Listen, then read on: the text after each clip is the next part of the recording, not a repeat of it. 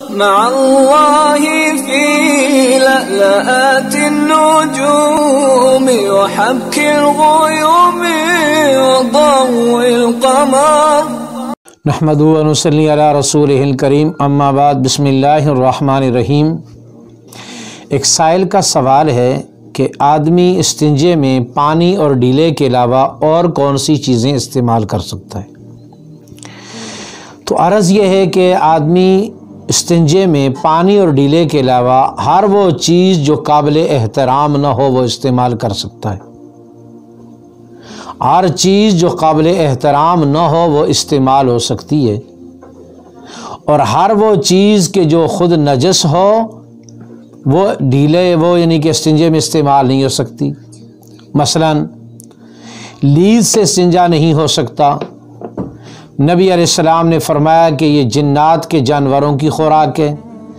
ہڈی سے استنجا نہیں ہو سکتا کیونکہ نبی علیہ السلام نے فرمایا یہ تمہارے بھائی جنات کی خوراک ہے۔ اور اسی طریقے سے مثلا کاغذ ہے، اس سے استنجا نہیں ہو سکتا کیونکہ کاغذ لکھائی کے کام آتا ہے۔ تو ہر وہ کام کہ جو ردی کے طور پہ استعمال ہو، ہر وہ چیز کہ جو ردی کے طور پہ استعمال ہو، اس سے استنجا بھی کیا جا سکتا ہے۔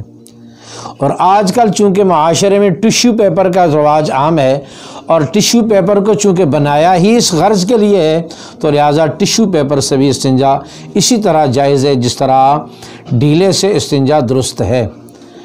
تو لہٰذا ہر وہ چیز کہ جو قابل قدر ہو اس سے بھی کرنا استنجا جائز نہیں، اور ہر وہ چیز کہ جو مکروہ ہو اس سے بھی استنجا کرنا جائز نہیں۔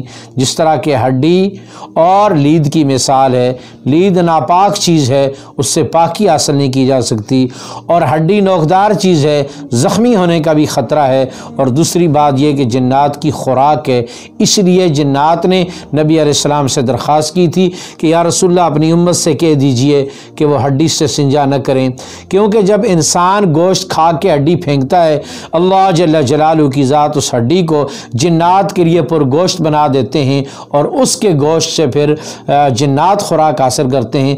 اللہ ہمیں اس مسئلے کو سمجھنے کی توفیق نصیب فرمائے۔ السلام علیکم ورحمۃ اللہ وبرکاتہ۔